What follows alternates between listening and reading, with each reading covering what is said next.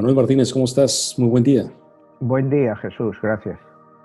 Pues bueno, el día de hoy tenemos un tema que para muchas personas es quizá uno de los temas más interesantes en el mundo esotérico, que tiene que ver con la relación que pueden haber en cada uno de los 22 arcanos del tarot y cómo es que se manejaba en la antigüedad en Egipto y cómo tú lo manifiestas en tu libro con las llamadas cartas de la luz y de la oscuridad. A ver, Manuel, cuéntanos qué es lo que hay detrás del tarot y cuál es la carta especial de hoy que vamos a desarrollar en este tema. Bueno, pues como te decía otras veces, para aquellos que no nos hayan seguido, la premisa principal de mi libro es que el mundo fue creado por 22 dioses. Eventualmente, después de muchos desencuentros entre ellos, hay una rebelión entre los dioses, se convierten unos en dioses de luz y otros de oscuridad, y para evitar males mayores deciden jugar un juego en el cual utilizan los 22 arcanos mayores del tarot egipcio. Estas cartas se dividen en 11 cartas para la luz y 11 cartas para la oscuridad. El fin final de este juego, representado en mi libro, es ver si la humanidad es más proclive hacia el bien o si es más proclive hacia el mal. Entonces, la luz y la oscuridad eligen cartas que van a jugar, las cartas que han elegido, eligen un personaje para juzgarlos. En este caso, hoy vamos a hablar de la carta de la emperatriz, que fue asignada por la oscuridad a la reina faraona Cleopatra. Acuérdate que Cleopatra fue no se la llamaba faraona, sino que eran reinas. Entonces, esa es la carta que jugó Cleopatra en esta lucha. Entonces vamos a ver un poco la numerología de Cleopatra, la vida de Cleopatra, la relación primero con Julio César, con su hermano, y finalmente con Marco Antonio, que es el final de toda esta historia, pues contada. Es una historia que tenemos muchísimas referencias. Esta historia, bueno, fue muy bien descrita por Shakespeare en su obra Marco Antonio y Cleopatra, y luego incluso la película que hizo Jane Mankiewicz, que era Cleopatra, si alguno de nuestros telespectadores quiere recuperar esa película, históricamente está muy bien hecha, ¿no? Históricamente todos los aspectos de la historia que conocemos de Cleopatra están representados en esa película. Entonces, si alguno tiene curiosidad, puede verla para aprender más sobre la vida de Cleopatra. El tema del tarot, la carta que le corresponde a ella sería Isis. Ella sí, mira. La emperatriz. La emperatriz Isis. Ella descubre, después de su muerte, que la diosa Isis había sido el alma que había estado reencarnada dentro de su cuerpo. Eso lo descubre al final, ¿no? Te digo, mientras ella está, como te decía en la premisa de mi libro, los dioses se reencarnan en la tierra. Se pueden reencarnar hasta 7 veces en esta lucha entre el bien y el mal. Y Isis, en una de sus reencarnaciones, entra como el alma de Cleopatra. Entonces, Cleopatra en todo momento está influenciada por Isis, aunque ella no sabe que es Isis. Cuidado, cuando mis personajes están en la tierra, no saben si son dioses o no, porque está lo que hemos hablado, que es el velo del olvido, que aplica tanto a nosotros, a los humanos normales, como a los dioses cada vez que vienen a la tierra. Si tienen un magnetismo superior, una fuerza superior. Y te decía, solo 2 dioses en mi libro, en estas 22 encarnaciones, se encarnan en sí como dioses, que fueron Krishna y Cristo, los 2 únicos que vienen como dioses a cambiar lo que ellos querían pues explicar. Manuel, ahí en el caso de tu libro vas desarrollando una serie de personajes en relación de las cartas. Cada uno tiene un punto de vista que tiene que ver con la parte de lo que viene siendo la luz, la oscuridad, y que en tiempos modernos podemos entenderlo en su relación histórica. Estás hablando de Isis. En el punto de la magia, de los misterios del tarot, la emperatriz, ¿qué significado esotérico le encuentras?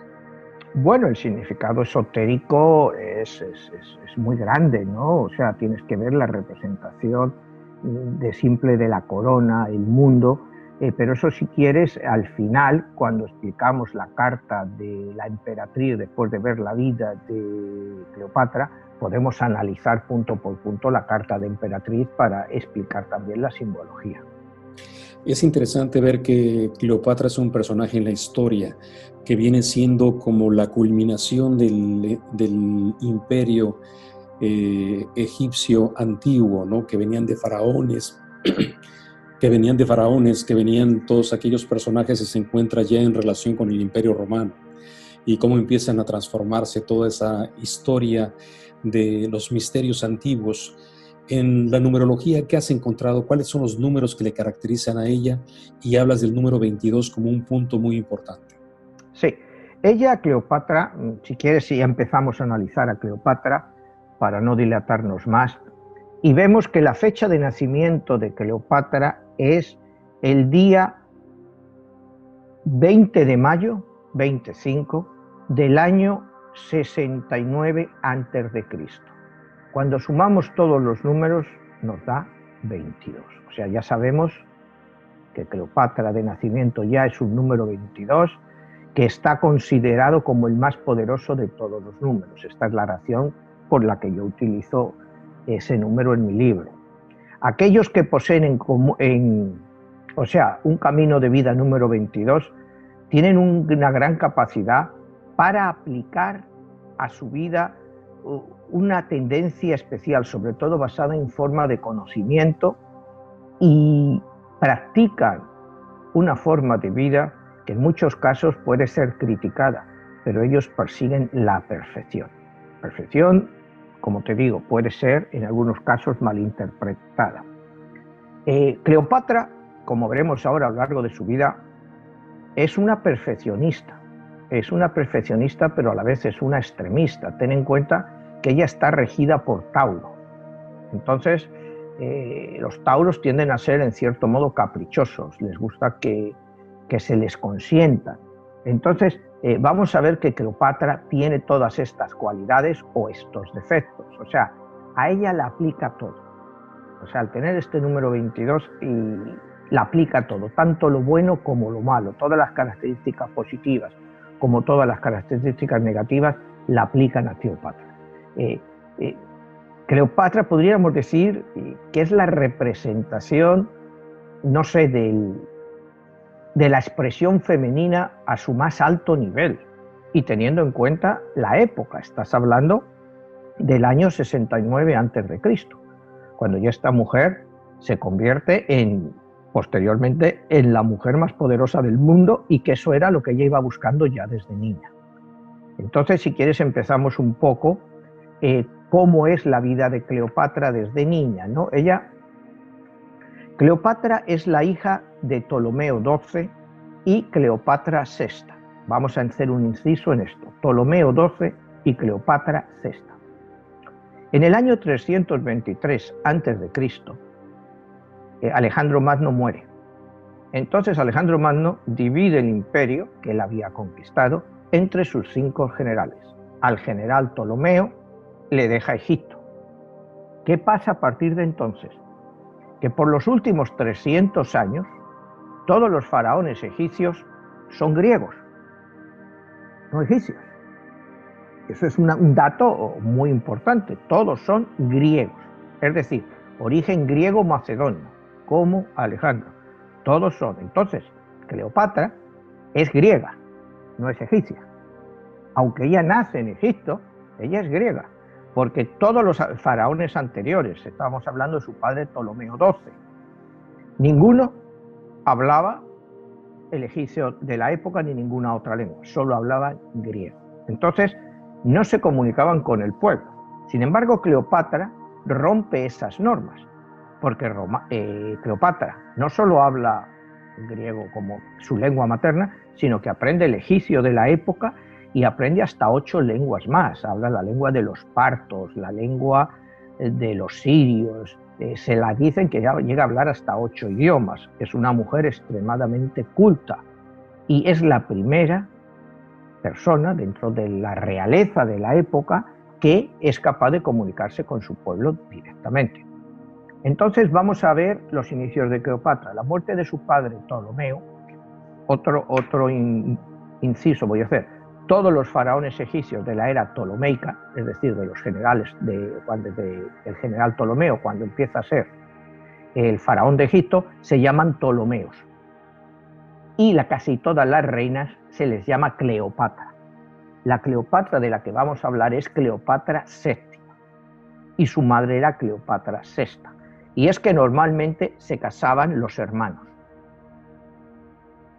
Entonces el hijo de Ptolomeo XII es Ptolomeo XIII y Cleopatra era Cleopatra VII. A la muerte de Ptolomeo XII, su padre decide que no le va a dejar Egipto solo a su hijo Ptolomeo. En esa época Cleopatra tenía 18 años y su hermano Ptolomeo tenía 12. Entonces en el testamento del padre establece que el imperio sea manejado por los dos, pero que los dos tienen que casarse. O sea, Cleopatra tiene que casarse con su hermano Ptolomeo XIII. Entonces se celebra la boda. ¿Qué pasa desde el principio? Bueno, pues que a Ptolomeo XIII pues no le apetece compartir el trono con Cleopatra. Él quiere ser el único faraón de Egipto y su hermana le estorba. Según va creciendo, la animadversión crece entre ellos, crece continuamente entre ellos y Cleopatra tiene que huir. Entonces, ¿qué pasa? Vamos a irnos a otra parte del mundo, no muy lejano, a Roma. En Roma se acaba de formar el primer triunvirato. Un triunvirato es un gobierno de tres generales o tres líderes, ¿no? En este caso fueron Craso, Pompeyo y César. Craso muere luchando contra los partos. Los partos es lo que hoy en día es la zona de Irán, Irak. Eran unos pueblos muy guerreros. Craso muere ahí. Entonces se forma un conflicto en Roma entre Julio César y Pompeyo, dos grandes generales, amigos y que se admiraban entre ellos. Estalla la guerra civil entre ellos, entonces viene la famosa batalla del Rubicón y la batalla de Farsala, y entonces la batalla de Farsala, Pompeyo es derrotado por Julio César. Pompeyo huye a Egipto, Cuando llega a Egipto, Cleopatra no está por allí porque está huida de su hermano, pero está su hermano, el faraón Ptolomeo XIII. Entonces, con el fin de agradar a Julio César, ordena que maten a Pompeyo. Entonces a Pompeyo le cortan la cabeza y lo matan. 2 días después llega Julio César a Alejandría. Entonces va buscando a Pompeyo, porque si bien eran rivales militares, Julio César reconocía que Pompeyo era un gran militar. Cuando llega Ptolomeo XIII y le presenta la cabeza cercenada de Pompeyo, Julio César entra en ira profunda y bueno, no lo mata a Ptolomeo pues porque se contiene por ser el faraón, pero entonces ya a partir de ese momento tiene un desprecio total por Ptolomeo XIII. Ahí es donde va a entrar en escena Cleopatra y es la famosa escena de la alfombra. Cuando después de esto Julio César se instala en Alejandría, pues va a estar poco tiempo en principio. Entonces ella está huida porque el hermano la está buscando, Ptolomeo XIII está buscándola para matarla. Ella hace la famosa escena en que con unos esclavos hace que le lleven un regalo a César, que es una alfombra, y dentro de la alfombra va escondida ella. Entonces, cuando llega a la habitación de Julio César y abre la famosa alfombra, es cuando se le aparece ella. Julio César ya era un hombre de una cierta edad, estaba casado, tenía hijos, pero se enamora profundamente de Cleopatra.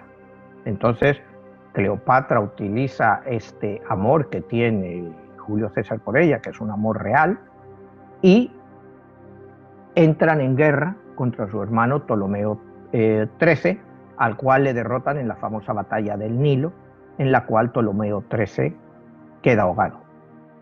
Se ahoga, se muere, y entonces se queda Cleopatra como reina, pero Julio César la dice que ponga también a su hermano, que es el otro hermano, que es, en este caso sería Ptolomeo XIV, el hermano más pequeño de ellos, para que sea también consorte con ella en el reino. Julio César y Cleopatra tienen una gran relación de amor, pero Julio César, Cleopatra se queda embarazada y 9 meses después tiene un hijo, que sería Cesarión. Aquí se presenta un gran problema, porque claro, al ser ya hijo de César, él es candidato a poder ser emperador de Roma. Todavía no había el imperio, cuidado, el imperio viene unos años después, precisamente por toda esta historia que se monta, pero podría llegar a ser sucesor de César, que era el hombre más popular de la época. Acuérdate que el Senado romano le había nombrado dictador permanente. Él era el dictador permanente. Al acabar con Pompeyo, se convierte en dictador. Entonces, ella se queda embarazada. Roma está en ebullición, hay muchas peleas, hay muchos líos, y entonces Julio César decide volver a Roma. Y es aquí cuando Julio César la llama a Cleopatra para que vaya a Roma. Entonces es la famosa entrada triunfal de Cleopatra en Roma, ¿no? Recibida por toda la ciudad, con elefantes, con todo lujo de parafernalia, y ya con joyas, con una belleza espectacular. Entonces, toda esta tensión, y Julio César, es que ahí hay un gran problema, porque Julio César ya estaba casado. Entonces, toda esta demostración de fuerza y de intimidad, porque ella no vive en el palacio, ¿no? del gobierno, ella vive en un palacete muy cerca de él. Y entonces, pues lógicamente, en toda Roma la comidilla es que Cleopatra y Julio César tienen una relación. En fin, las cosas siguen calentándose en Roma, y es cuando en el año exactamente 44, por decir exactamente, es cuando en el año 44 se produce una rebelión contra César. Una rebelión contra César es una conspiración, ¿no? Antes de esta conspiración, Marco Antonio, que era el lugarteniente de César, estaba visitando continuamente a Cleopatra en su palacete. Y ella se da cuenta de que Marco Antonio se está enamorando de ella, con lo cual esto supone un problema, porque ella está con César. Si ahora Marco Antonio se está enamorando también de ella, ¿cómo puede ella reaccionar ante todo esto? Es un conflicto, y un conflicto muy serio. Entonces, bueno, ella sigue así, y ella alaba en un momento a Marco Antonio y luego se arrepiente de ello, diciendo: alabar a Marco Antonio quiere decir que pongo en demérito a Julio César, y se arrepiente de haber alabado a Marco Antonio. Pero bueno, sigue la conspiración, y la conspiración, como te decía, hay una conspiración en el que lo famoso, acuérdate la famosa frase: ten cuidado, César, que le dice una bruja o una pitonisa, de los famosos idus de marzo, los idus de marzo. Y es exactamente el día 13 de marzo del año 44 a.C. cuando Julio César es asesinado por su propio hijo, Marco Brutus, y Cayo Ligurio. Automáticamente, bueno, otra vez Roma tiene miedo de empezar una nueva guerra civil. Automáticamente, después del asesinato de César, se forman dos bandos, unos pro César y otros anti César, y entonces Cleopatra decide volverse a Egipto, porque si les va mal a los partidarios de César, automáticamente hubieran acabado de él. La situación más o menos se tranquiliza, y entonces se forma otro triunvirato, que es el segundo triunvirato en la historia de Roma. Habíamos dicho que el primero había sido formado por César, Pompeyo y Craso, y este segundo va a estar formado por Lépido, Octavio y Marco Antonio. ¿Qué pasa en este triunvirato? Lépido es un hombre muy ambicioso y quiere aumentar su dinero, sus conquistas. Acuérdate que cuando ellos, los romanos, iban de conquistas, pues todo lo que se traían, una parte era para el tesoro romano y otra parte era fortuna personal para ellos. Y Lépido se va a luchar otra vez y hoy también muere en combate. Entonces se queda Marco Antonio y Octavio. Octavio, al que conoceremos más adelante en la historia como Octavio Augusto, porque fue el primer emperador romano. Todavía estamos hablando de que estamos en la parte de la República Romana. Cuidado, todavía no ha empezado el imperio. Estamos todavía en la República, quedan como 15 años para el imperio. Entonces Octavio era una persona pues muy inteligente, no había duda de que era una persona inteligente, y Marco Antonio pues también era inteligente, pero tenía un pequeño problema, que se había enamorado totalmente de Cleopatra. Estaba como loco de amor por Cleopatra, ¿no? Entonces, ¿qué pasa? Bueno, pues que muere Lépido y entonces Marco Antonio y Octavio deciden dividirse el imperio, ¿no? Tú te quedas con esta parte, yo me quedo con otra y Marco Antonio, por supuesto, se queda con Egipto, Siria y todas las zonas de influencia donde pudiera ver a Cleopatra. Entonces, él se marcha a Egipto y ahí es cuando es en la ciudad de Tarso, hoy en día es parte de Turquía, y en Éfeso, donde Cleopatra le recibe su mensaje y le recibe, y es, bueno, pues es, para Marco Antonio se le cae el alma al suelo cuando ve ese esplendor, o sea, le recibe con una cena pues todo de oro, o brillantes, ella iba espectacular. Entonces, Marco Antonio pues no puede resistir más, ya estaba totalmente enamorado y tiene una relación con Cleopatra. No solo tiene una relación, sino que tiene 2 hijos con Cleopatra. En todo esto, después de un año, él se casa con Cleopatra, la construye un trono de oro, otro para él, y 2 tronos de plata para sus hijitos. Entonces, poco después, Marco Antonio tiene que regresar a Roma, y entonces se tiene que casar con la hermana de Octavio. Y entonces Marco Antonio se casa también con la hermana de Octavio, estando ya casado con Cleopatra. Entonces se convierte en un problema de Estado, un problema muy serio, porque la hermana de Octavio sigue enamorada de Marco Antonio, a pesar de todo el rollo que él tenía con Cleopatra. A todo esto, Marco Antonio dice que ya está harto de todo, de las conspiraciones, de las intrigas de Roma, y que él se vuelve a Egipto. Manuel, aquí estamos hablando de algo histórico fascinante y ver todo ese contexto, cómo es que, primero eso que mencionas es fascinante, cómo es que se podían casar entre hermanos para llegar a ese tipo de mantener el poder de un imperio y la creación de un imperio, y lo que actualmente hoy nos podemos poner a ver cómo se forjó ese imperio que es el imperio egipcio, la creación del imperio romano, cómo todo eso va confabulando para que se dé lo que actualmente conocemos en la historia como todos aquellos imperios, tal cual es la palabra, que regían el mundo. La pregunta, Manuel, aquí es, ¿por qué es una carta de luz y una de obscuridad en relación de un personaje que estaríamos hablando como una entidad que encarna, se hace ser humano, que vive todo este tipo de situaciones, de pasiones, se enamora, traiciones, todo este tipo de cosas, pero lo más importante es que encabeza la energía de un imperio y lo que va a representar el devenir de la humanidad y de seres que de una u otra manera van a ser afectados? ¿Qué representa ella a un nivel de lo que va a ser la energía que va a regir en ese momento en la creación del imperio?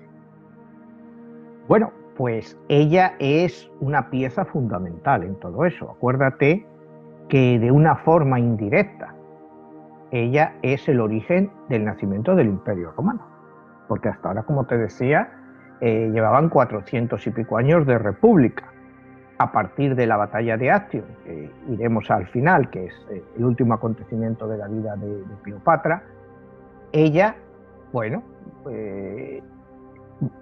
Octavio se queda como poder absoluto y se nombra Octavio, bueno, el Senado lo nombra Octavio Augusto, y a partir de ahí empieza en el año 28 a.C. lo que se llamó el Imperio Romano.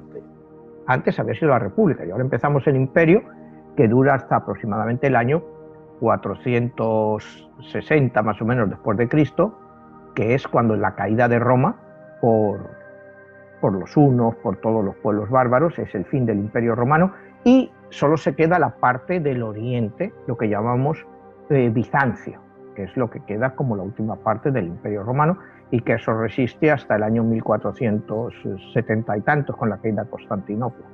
Que sería lo que actualmente es en la parte de Turquía, en donde estaría exactamente Constantinopla, y que sería donde se divide el imperio en dos partes. Exactamente, porque cae la parte, lo que era la Europa romana, o sea, todo lo que era, pues todo el mundo parto, todo el mundo de Asia, todo eso lo pierden los romanos, ¿no? Con la caída del imperio, y el imperio entonces se convierte en dos, o sea, uno se pierde la mitad y se queda lo que se llamó el Imperio de Oriente, que era lo que se conoció más adelante como Bizancio, que era cristiano porque estábamos viendo que era, pues, como hemos hablado en otros programas, desde que la batalla de Puente Milvio, cuando Magencio, cuando Constantino derrota a Magencio en la batalla de Puente Milvio y decide que el cristianismo va a ser, en el año como 325,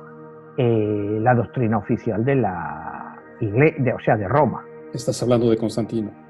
De Constantino ya 300 y pico años después, en el 325, pero aquí no estamos ni cerca de eso porque todavía el cristianismo ni ha nacido. Estamos ahora mismo a unos 35 años aproximadamente del nacimiento de Cristo, y el Imperio Romano empieza como 28 años antes de Cristo, digo, es el fin de la República y el inicio del Imperio. Un paréntesis ahí, Manuel. Entonces, Cleopatra, encarnando la energía de Isis, y que viene a encabezar un imperio, en tu obra que estás hablando, 22, la guerra de los dioses, y esa energía que viene a manifestarse aquí, que va a regir el destino de la humanidad de ese entonces, y que posteriormente va a ser la sucesión de eventos extraordinarios que hoy en día todavía podemos ver sus efectos. Esas energías de esos dioses, ella sin estar consciente, esa sería la pregunta, ¿ella está consciente en un momento dado de que encarna ese poder? No, ella no está, por lo que te digo, por lo que se llama el velo del olvido.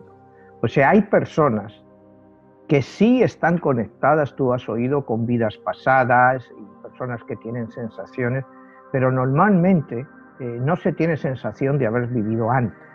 En el caso de Cleopatra sí. En el caso de Cleopatra sí, porque te digo, ella es la encarnación de una diosa en este tipo. Entonces, sí la quedan muchas más reminiscencias que a un alma quizá como las nuestras, ¿no? A ella sí la quedan reminiscencias de todo lo que ha aprendido y de su conciencia como Dios. Ella misma se representa a sí misma como Isis. Oye, ella siempre se representa como Isis. Es más, cuando ella tiene el hijo con Julio César, que se llamó Cesarión, entonces decía que él era el hijo de Horus e Isis. O sea, ella representaba como si Julio César hubiera sido el dios Horus, que en este caso no lo fue. O sea, pero ella tenía la sensación esa por la propia mitología y las creencias egipcias de la época. O sea, te digo que no lo sé, pues porque no, en mi novela yo no le he encarnado a Julio César como Horus, ¿no? O sea, Horus ha tenido otras reencarnaciones, pero son más adelante en el libro, ¿no? Porque tampoco en el libro voy a las reencarnaciones de todos los dioses, ¿no? Solo algunas específicamente, y sobre todo más dados a los de la oscuridad, por lo que han representado sobre todo lo que fue el siglo XX, ¿no? Que fue un siglo, pues, de una brutalidad tremenda que cambió el mundo. Pero volviendo a lo que tú dices, ella sentía algo especial, pero ella no estaba segura de lo que era. O sea, ella sí sabía que tenía una misión, ella pues tenía todos los dotes que se le pueden dar a un ser humano, una belleza extraordinaria, una gran inteligencia y bueno, su energía era increíble porque arrasaba a todo el mundo que se acercaba a ella, inmediatamente se sentía atraído hacia ella. Entonces, si quieres, podemos volver un poco a cómo empieza esta relación, ¿no? Entonces, Octavio, en el año 33 antes de Cristo, vuelve otra vez a Egipto para ya estar definitivamente con Cleopatra. De esta forma, está desafiando a Octavio. Entonces, Octavio, al abandonar a la hermana de Octavio e irse a vivir con Cleopatra, Octavio lo toma como una declaración de guerra. Entonces, con esta declaración de guerra, Octavio, bueno, pues empieza a preparar una flota espectacular que iba a invadir Egipto, pero Marco Antonio y Cleopatra también preparan otra gran armada, que es incluso superior, sobre todo terrestremente. Había 120.000 soldados terrestres, tenía el lado de Marco Antonio y Cleopatra contra 80.000 que tenía el lado de Octavio. En cuestión de naves, eran 650 naves en favor de Cleopatra y Marco Antonio, como alrededor de 400 de Octavio. Pero había un gran problema. Las naves que había creado la coalición entre Cleopatra y Marco Antonio eran naves muy grandes, que parecía, como lo describen algunos historiadores, como que iban de fiesta, como que iban a una fiesta, ¿no? Ampulosas, y eran muy difíciles de maniobrar. Por el contrario, las naves que tenía Octavio eran mucho más pequeñas, mejor manejadas y tenían una mayor movilidad. A Marco Antonio, sus estrategas y Cleopatra le recomiendan que no vaya a una batalla en el mar, sino que la hagan en tierra y que sea en la tierra de ellos, es decir, que los soldados de Octavio tengan que invadir Egipto. Y sin embargo, Marco Antonio pues no hace caso y decide que la batalla va a ser en el mar, con lo cual favorecen totalmente a Octavio. O sea, es una decisión que, bueno, claro, los historiadores, los estrategas militares la critican ahora mucho, ¿no? Diciendo que fue una decisión errónea. Pero poniéndonos a esto, llegamos al momento del enfrentamiento. Cleopatra va también a la batalla con él. Entonces, ahí llega el primer gran problema, que Octavio le corta las bases de suministro terrestre. Entonces, ya empieza a debilitar mucho a la escuadra marítima de Marco Antonio y Cleopatra. Al principio, bueno, pues el tiempo está muy inestable y por 3-4 días no pueden entrar en combate. Entonces, Marco Antonio inicia su estrategia,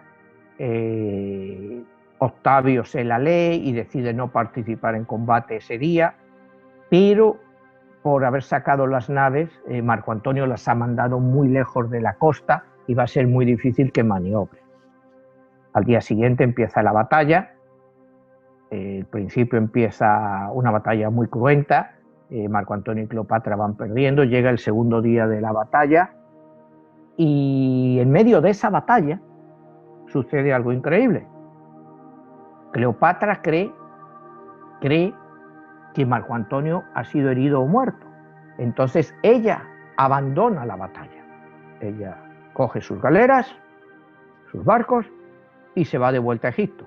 En medio de la batalla, porque Marco Antonio era un gran estratega, aunque no lo estaba demostrando en esta batalla. Él iba en un barco pequeño, iba de barco en barco a las galeras donde estaban luchando para dar ánimos a sus hombres y ver cómo iba todo y darles instrucciones. Entonces, cuando Marco Antonio ve que Cleopatra se está yendo, la galera de ella se está yendo, seguida de bastantes barcos, se asusta. Cree que a Cleopatra le ha pasado algo. Cree que le han alcanzado algo. Entonces se vuelve loco. Abandona la batalla, se monta en un barco pequeño rápido y va detrás de Cleopatra. Cuando Cleopatra le ve a lo lejos, para y le deja entrar. y ella, bueno, empiezan ahí y le deja entrar. Él está enloquecido, pero es lo que él ha hecho. Él ha abandonado a sus hombres. Él ha abandonado a toda su flota por el amor de esta mujer. O sea, es una locura de amor la que tiene, que le hace perder un imperio por amor. O sea, él se va de la batalla, deja 5.000 muertos y 400 barcos detrás. O sea, que todo pasa a poder de Octavio. Entonces, él llega otra vez a Egipto con Cleopatra. Él está muy alterado, ella empieza a tenerle miedo, un poco por cómo se está comportando él. Entonces, lo primero que hace ella es, le manda un emisario a Octavio para ver si pueden arreglar de alguna forma esto, ¿no? Que la dejen conservar a ella Egipto como reina y que, bueno, que Octavio se quede con lo otro y que les permita continuar. Al mismo tiempo, Marco Antonio también le manda otro emisario a Octavio, pero Octavio le dice que no, que a él lo quiere para ejecutarlo. Entonces, aquí es el dilema de Cleopatra, un dilema entre el amor o conservar Egipto, porque Octavio la deja abierta la posibilidad a conservar Egipto para ella, si mata o le devuelve a Marco Antonio, incluso si lo expulsa de Egipto. Y ella se niega a hacer eso. Ella decide. Pasa un año, más o menos, el tiempo que tardan en rearmarse los dos.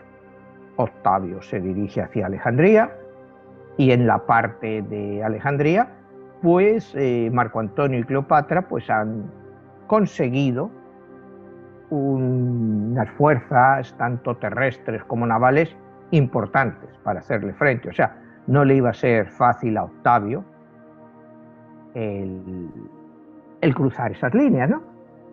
Entonces, ¿qué pasa? Va a empezar la batalla, ya vienen los barcos romanos, les sale la escuadra egipcia, pero que era egipcia romana, ¿no? Porque los hombres de Marco Antonio eran romanos, y de repente, en vez de luchar, la escuadra abre paso y deja que pase toda la flota de Octavio. Entonces, ¿qué pasa aquí? Que Marco Antonio se cree que Cleopatra le ha traicionado. Cree que Cleopatra ha llegado a un acuerdo con Octavio para entregarle a él. Y entonces, bueno, se irrita, se vuelve medio loco y entonces va buscando a Cleopatra. Cleopatra, que le ve venir enloquecido, se esconde en su propio mausoleo, el que ya lo tenía preparado para cuando ella se murió en su propio mausoleo. Entonces, en el medio de su locura de amor que lleva este Marco Antonio, entra en el mausoleo y se cree, como lo encuentra, que Cleopatra está muerto. Entonces él se mata. Entonces, Cleopatra le ve que se está muriendo. Entonces, ya le ve muerto y entonces ella es cuando la famosa cesta con una serpiente que la coge y la serpiente la muerde y mueren los dos. Es una especie de Romeo y Julieta, pero con personajes reales, cuidado. O sea, son personajes reales porque los dos existieron, ¿no? Y es una historia trágica que esta mujer, pues, supo, o sea, con su inteligencia y su belleza, conquistar a los dos hombres más poderosos de la antigüedad de la época, ¿no? Y ahí es donde realmente, pues, esa es la historia de ella, más o menos, y de los dos hombres, de Julio César y Marco Antonio, y la leyenda que viene a continuación. Entonces, bueno, pues ahí acaba la historia de Cleopatra, pero no su leyenda, ¿no? O sea, ella... ahora vamos a ver, si quieres, lo que es significado de la carta de la emperatriz en relación a toda esta historia, ¿no? Sí, Manuel, un paréntesis ahí. En muchas culturas antiguas se habla de lo que representan estos personajes, estos reyes que tienen una sangre especial y que tienen que tener una descendencia divina. En el caso de Cleopatra, que viene siendo la encarnación de una energía y que viene a estar al frente del imperio en su momento más importante, que era el Imperio Egipcio, que trae la parte de la referencia griega, pero en el fondo sigue siendo un alma egipcia representada por Isis. La clave dentro de todo eso es qué hay en su sangre, qué pudiera haber ahí que los conecte con lo divino. Bueno, ellos sí que lo creían, ¿no? Hoy sabemos pues que de eso no hay ninguna conexión, al contrario, el hecho de casarse hermanos o con primos, pues hacía que muchos de los hijos pues nacieran tarados. O sea, y por eso pues te daban esas sensaciones, esos emperadores, esos Calígulas, que estaban tarados todos, precisamente de la consanguineidad que lo hacían, ¿no? Ellos sí, ellos creían que era sangre divina, sangre que emanaba de los dioses, y por eso ellos no la querían mezclar, por eso se mezclaban entre ellos. Pero claro, te creaban unos personajes muy turbios, ¿no? O sea, muy turbios. O sea, era el malentender lo que era pues la herencia de los dioses, que ellos sinceramente sí que lo creían, ¿no? Sí, bueno, ahí es donde entran todas estas teorías extrañas de la conspiración, donde se habla, por ejemplo, en el mundo maya, ves el caso de Pacal, un personaje que también, bueno, en las tumbas que se han encontrado, los restos que se han encontrado óseos, se han visto sus deformidades y todo ese tipo de cosas, porque también como que hay un paralelismo entre el mundo egipcio, el mundo maya, el mundo de allá de Sudamérica, peruano, de los incas, de las culturas antiguos a los incas, donde se han encontrado estos personajes que tal cual como en Egipto se casaban entre ellos, y como que de repente se empezó a degenerar la raza, y como que de repente esa conexión con los dioses que se daba en su momento era, bueno, se piensa que se llegó a tener hasta una hibridación, y esa es la clave de todo esto. Y esta historia que nos narras, bueno, continúa de manera fascinante todo esto, y bueno, la siguiente parte donde tenemos que descubrir qué es lo que ella dejó a nivel de su numerología en tu obra, de tu libro, hacia dónde nos llevas. Bueno, pues te llevo a analizar la carta que Cleopatra jugó en esta guerra de los dioses. Cleopatra jugó la carta número 3, que es la carta de la emperatriz. O sea, está muy bien representada esta carta por ella, ¿no? La emperatriz, porque ella fue la emperatriz, la reina de Egipto. La emperatriz es, como hemos dicho al mismo tiempo, en este caso era Isis, ¿no? Sin duda Cleopatra tiene un don especial, ¿no? O sea, es un personaje que a través de la historia, pues, no sé, todos nos hemos sentido fascinados desde niños, ¿no? La emperatriz, en la representación de la carta, sostiene un águila en su mano izquierda. Y en la mitología egipcia, el águila significa el símbolo del alma y de la vida. O sea, cuando tú ves la representación de la carta, ahí te está representando esto. Pero en el caso de Cleopatra puede suponer hasta una ironía, ¿no? Porque es vida y muerte al mismo tiempo. O sea, es una ironía, ¿no? En la representación de la carta, del arcano de la carta, vemos que la emperatriz tiene una corona. Esta corona tiene 12 estrellas. Si se fijan los espectadores, tiene 12 estrellas que representan el comienzo de la vida terrenal y espiritual. Hay quien que dice que es como Adán y Eva, como la fuerza universal fortalecedora. Esta carta representa a Cleopatra sentada con ornamentos y aspecto real, como corresponde a una hija del cielo y la tierra. Es el símbolo de Venus, que se encuentra el cetro que ella sostiene, el cual remata con un globo del mundo. Como alguien la ha definido, la emperatriz es el símbolo del estado original del subconsciente, quien al mismo tiempo produce actividades en el mismo subconsciente. Fíjate qué definición la han dado. La corona significa veneración y autoridad como un matrimonio entre el cielo y la tierra. Y vamos a lo que tú me estabas comentando de la sangre, como un matrimonio entre el cielo y la tierra, que eso ha sido históricamente. Pero también, en el caso de Cleopatra, significa un signo de amor, porque ella realmente rompió los corazones de Julio César y Marco Antonio. O sea, ella también los amó. O sea, a mí no me queda duda, ¿no? O sea, ella también sentía un gran amor por ellos. Quizá te puedo leer una reflexión sobre Cleopatra que hace ella misma, ¿no? Quiere decir, es esta. Dice, la reflexión de Cleopatra que yo hago de Cleopatra. El amor es una palabra que puede aplicarse a muchas cosas diferentes. Puede ser amor al poder, puede ser amor hacia una persona que representa ese poder. Cualquier clase de amor es válida si representa un amor verdadero. Un niño ama a sus padres y ellos lo aman a él. Si el niño se aprovecha del amor de sus padres hacia él, significa que el amor del niño por sus padres es menor. Cambiamos al crecer y tratamos de hacer realidad nuestros sueños en un mundo en el cual impera el cinismo, donde el cinismo es el rey y termina gobernando nuestras vidas. Hablamos de un amor sin barreras, un tipo de amor ilimitado, un amor incondicional que no pide nada a cambio, pero olvidamos el verdadero significado de la palabra amor.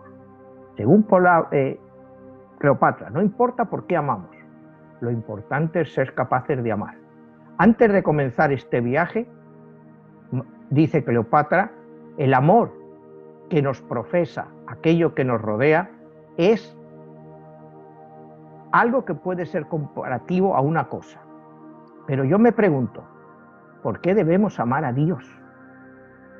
¿Es que no tenemos algún tipo de contrato con Él durante nuestras vidas? ¿No sería preferible que cuando estamos en la tierra, en lugar de concentrarnos en amar a un Dios, pensáramos más en amar a la gente cercana a nosotros?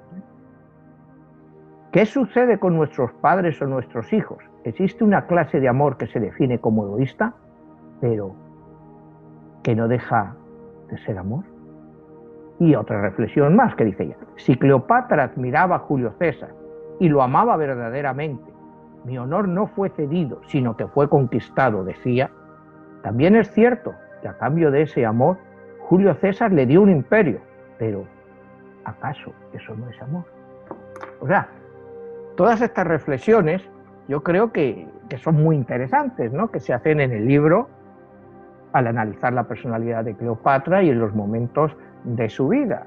O sea, porque vamos al concepto del amor. O sea, en este libro, en este capítulo, el amor lo abarca todo. Y es egoísta. Era Cleopatra egoísta por amar a Julio César.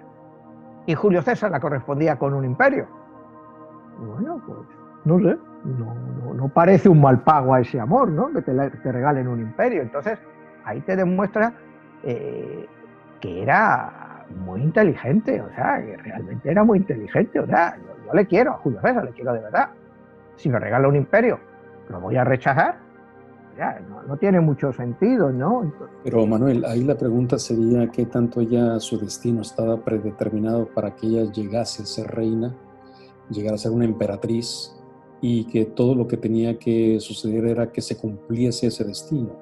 Y la pregunta es qué tanto es el llegar a que se ejecute todo esto, ¿no? Otra cosa que me llama la atención es si trayéndolo a las cartas del tarot y a la parte esotérica y a la parte de la vida y la reencarnación, si existe la muerte y la reencarnación.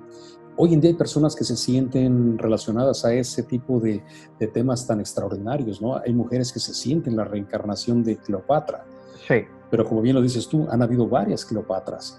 Pero ¿qué tanto ella la hace la diferencia, ¿no? ¿Qué es lo que la hace distintiva? Bueno, ella es única. Ella es única porque ella es la primera reina real que gobierna sola.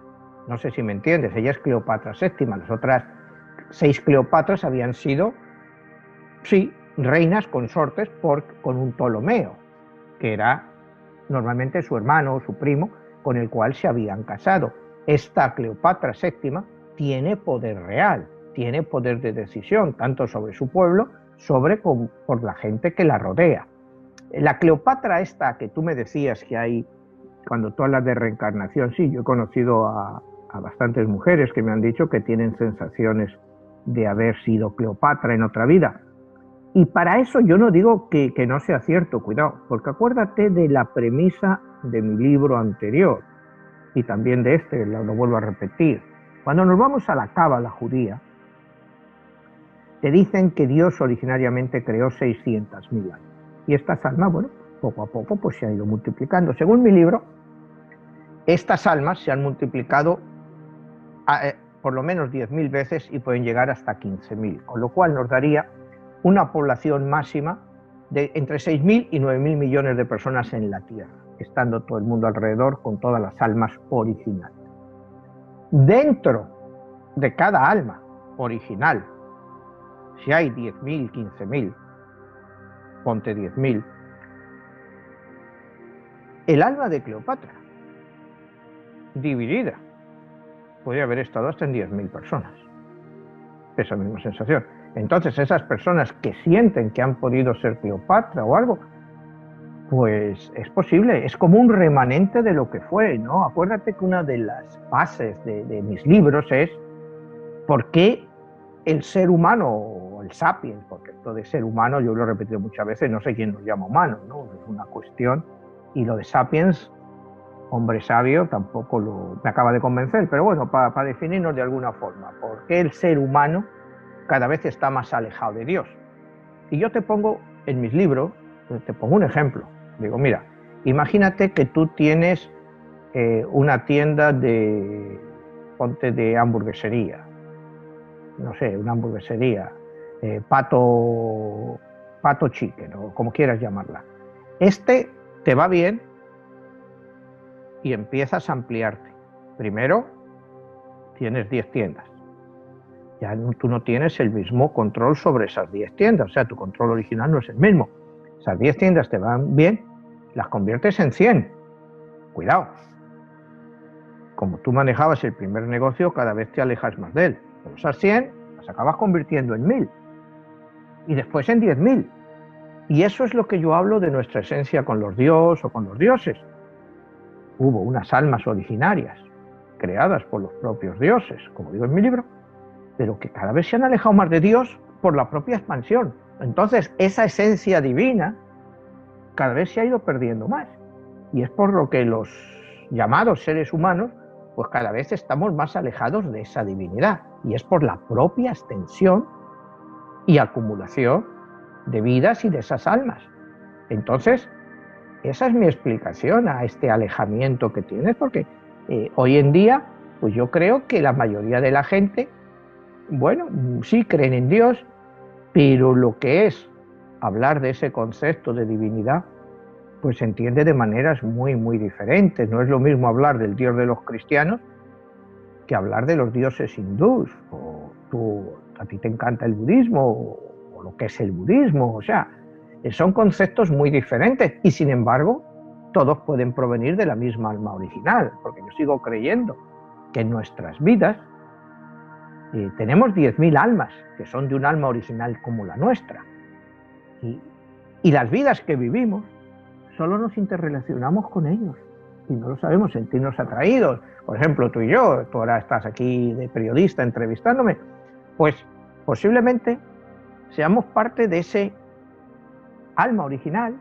de una de las 600.000 que se convirtió en 10.000, que pudieran ser un Matrix, que pudieran ser lo que sea, pero todos estamos más o menos condicionados a reunirnos dentro del mismo círculo. Esa es mi teoría, como te digo, o sea, está sujeta a debate, pero es una teoría como cualquier otra, ¿no? Pero de ahí parte mi premisa, por eso cuando me has preguntado eso, de cómo puede ser que una mujer piense que ha sido Cleopatra. Y te digo, pues es perfectamente posible, porque esa división de las almas en tantísimas, hasta 10.000, pues la puede quedar una emanencia, una reminiscencia de esa energía que una vez fue. Bueno, ahí entra la parte del final trágico que ella tuvo. cómo ella muere, y bien decías tú que ella encarna el espíritu o la energía de Isis, vive como Cleopatra, muere de esa manera, pero todavía sigue la historia en estos días, y es a donde tendríamos que buscar esas almas fragmentadas con esa energía. Y por eso, ¿qué es lo que pasa? Que hoy en día con ciencias como la de la regresión, la hipnosis, de tratar de ver por qué tienes ese tipo de pues abruptos, ¿no? Que te pueden aparecer en un momento dado en sueños, en mensajes, en cuestiones así como déjà vus, como cosas que raras. Y es interesante que en tu libro, bueno, manejas la parte de la numerología, hablas del número 22 y del número 3. Ya para cerrar en esta parte de la numerología, ¿qué es lo que encierra como los números más fuertes en una carta? ¿Sería de luz o de oscuridad? Bueno, la carta de Cleopatra en mi libro es una carta de oscuridad. O sea, hace un par de semanas hicimos Pitágoras, que era carta de luz. Esta representa una carta de oscuridad, porque Isis, en mi libro, es cuando se inicia lo que se llamó, en la Biblia se conoce como la rebelión de Lucifer. En mi libro es la rebelión de la oscuridad. Y Isis es una de las 7 divinidades que se van con la oscuridad en su lucha contra la luz. Porque, acuérdate que la rebelión de la oscuridad en mi libro es una rebelión intelectual. Es una rebelión intelectual en la cual piden que, ya que han creado a los seres humanos, que ellos sean capaces de ser los que escojan si van hacia el bien o van hacia el mal. Que sean ellos, que exista el libre albedrío y que los dioses no intervengan en su destino.